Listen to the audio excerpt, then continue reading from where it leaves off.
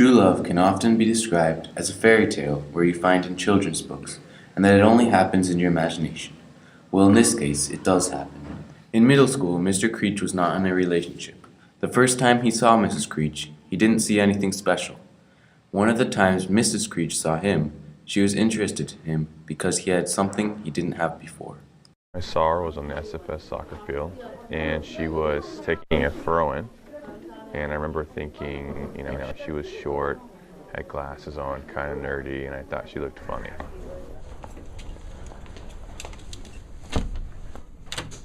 Well, I had known of Mr. Creech for a really long time because we both went to SFS and I started going there when I was in 6th grade.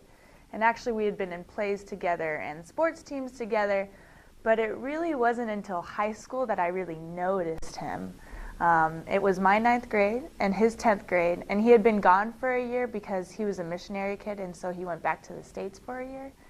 And I remember we were in the cafeteria, and I saw this guy from afar, and he had this huge fro. And I was just thinking, who is that guy? He is so cool looking. And so I asked my friends, and they're like, oh, that's Harrison Creech. And I was like, what? That's Harrison Creech? He looks so cool. And so that was the first time I really noticed him for the first time. Again, you will sit with me on the bench, okay? If you do nonsense like this... When Mr. and Mrs. Creech were in middle school, they were passionate about soccer. Not only did they play soccer in middle school, but also in high school and college. Now they're expressing their passion about soccer by coaching in his.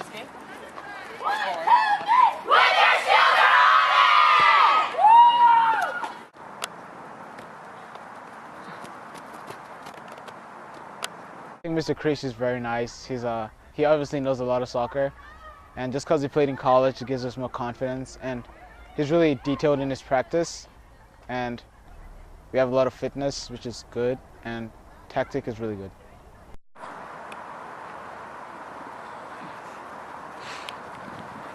Mrs. Creech is a really good coach, and she speaks Spanish half the time, so I don't know what she's saying, but she's really into what she does, and she's really good at it. When I was in Paris Mr. and Mrs. Creech became close friends, and later they went to Paris together to visit Mrs. Creech's family. There they had their first conflict or disagreement. When I was in Paris with Mrs. Creech, I went to meet her family, and they all spoke French, and I was kind of left there, just kind of sitting there while everyone was speaking French. I didn't understand anything. I was completely isolated. And, here's my future wife, and she's not really helping me meet her family. So it was a hard time. I think one time of real conflict before we were married was when we were in Paris. And I had it was the first time he was really meeting my entire family, and it wasn't even the entire family, but he had met me for spring break. A lot of my cousins and my aunts and uncles were there, and for 2 hours, maybe 3, we were talking only in French. I thought I was being really cute, talking all in French, and he was going to be really impressed.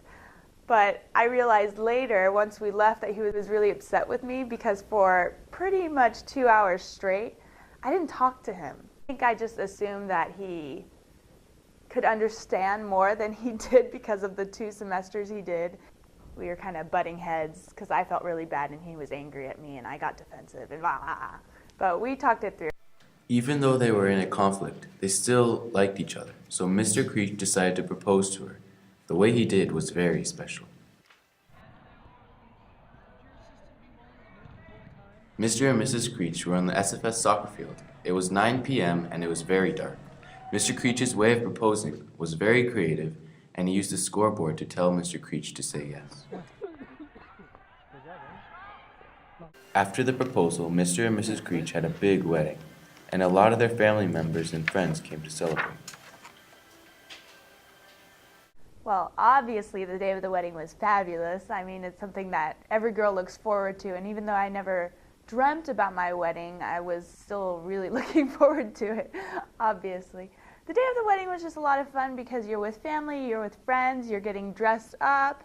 I was definitely really nervous as I saw people getting to the church, and I knew, oh my gosh, I'm getting married, saying my vows. And afterwards, it was just a good time. It was just party. It was crazy. It was a lot of fun. It was a little bit stressful, but overall it was great to be with friends and family. True love is always difficult to find, and it is hard to find that one person like in a fairy tale. It only happens in dreams where you can meet your perfect one.